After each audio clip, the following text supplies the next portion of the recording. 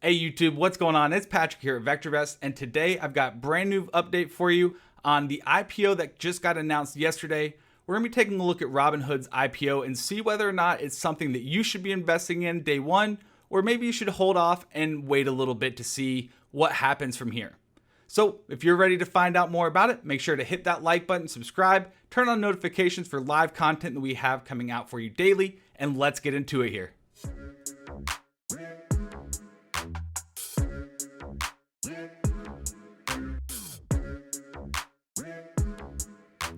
All right, welcome back everybody. So let's start off with some of the positives that we have from Robinhood coming out with their latest prospectus and their S1 filing.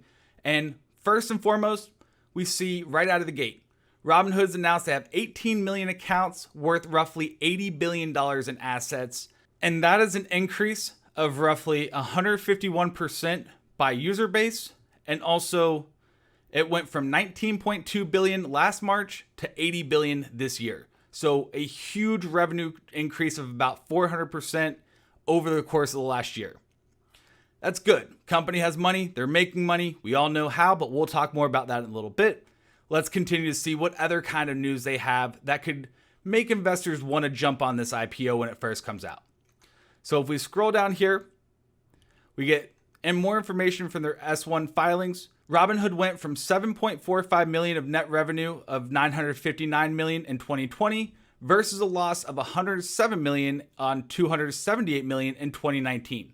So the company is clearly making money here. But one of the key highlights that we do see here is that the brokerage also lost 1.4 billion over the first quarter of 2021, tied to emergency fundraising related losses during January's GameStop trading mania.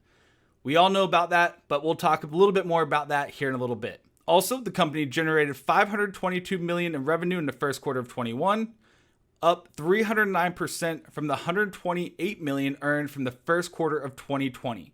So once again, we are seeing huge revenue increases over the last year. But Robinhood has also been around for a while, so you have to ask yourself, how long are these growth phases going to last, and are they sustainable?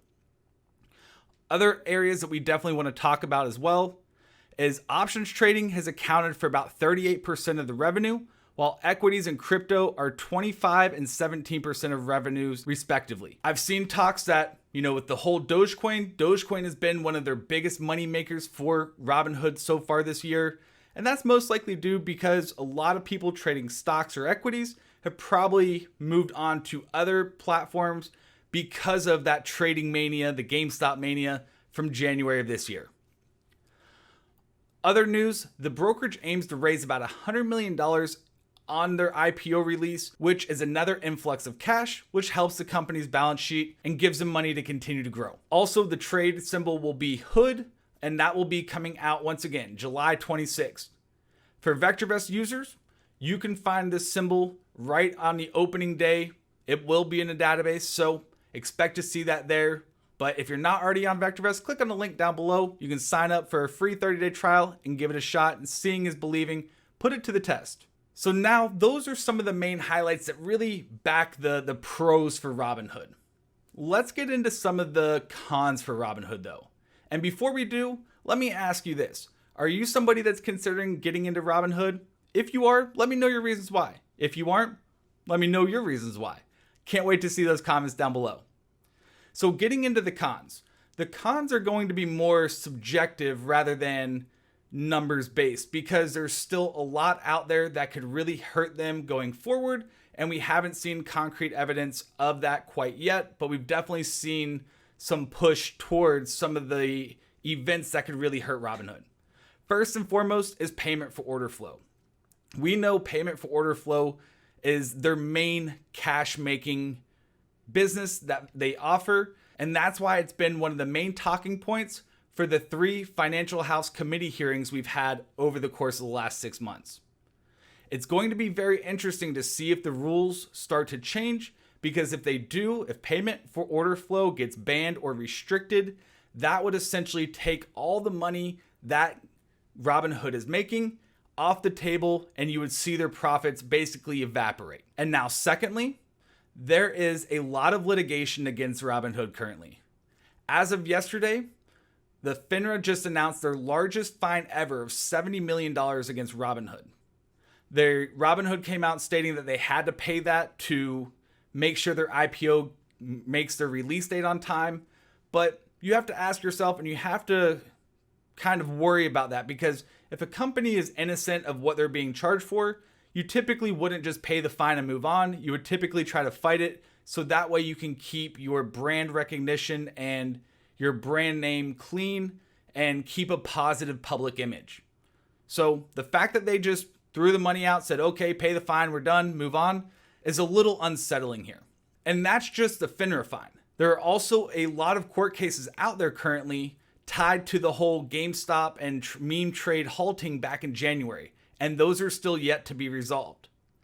Also, you have the court case of a client of Robinhood's that they said owed $730,000, and the kid unfortunately ended his life because of that, and now Robinhood is being listed as the reason for that. And while the numbers there may not really affect Robinhood, it's the principle and it's the public image that's really going to hurt.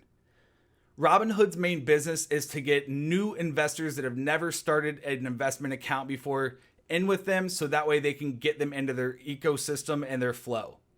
If retail or new investors or people that are considering getting into the market see that kind of image that Robinhood has, that's going to deter them from getting in, and especially with competition growing such as Webull, eToro, and a bunch of these brand new web apps that allow brand new investors to get started investing easily and quickly, that's going to really hurt Robinhood's ability to continue to grow as fast as they have and continue to expand on their users. And now, we said we were going to mention it earlier, and let's get into it. The meme stop fiasco that happened in January. When they halted trading, a lot of those users that were holding those stocks were furious about that they could not go and buy more, that they could only sell, therefore shutting down the whole entire buy side. And a lot of those users have left in troves and moved over to some of these other platforms. And some of them have even started moving into the bigger platforms such as TD Ameritrade, Charles Schwab, Fidelity, and so on. So it's going to be very interesting to see the trend of their users. And I know they said they had 18 million users currently, but where was it before this? Is that 18 million still rising, or is that 18 million from hitting a peak and starting to go down? So it's going to be extremely insightful to see that trend as they come out and as they have to release public earnings statements.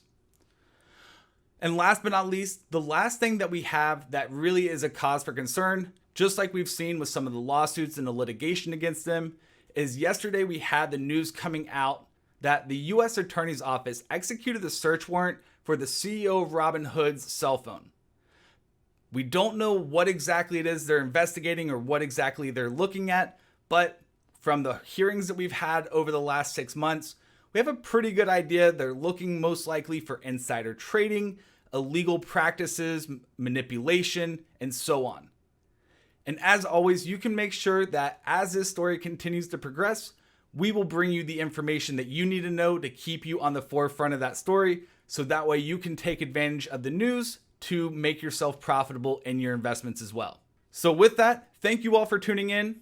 Let me know once again down below, what do you think about Robinhood's IPO? Are you going to be buying into it? If not, are you going to be shorting it? If you are going to be shorting it, food for thought. Hold off until after the MOAS actually happens. Right now, Robinhood's biggest buddies, Citadel market makers, other market makers out there, are still very active and still very wealthy in the markets. They still have a lot of cash on hand, it would appear. And we've seen how they can manipulate stock prices regardless of what the actual movements of the stock should be.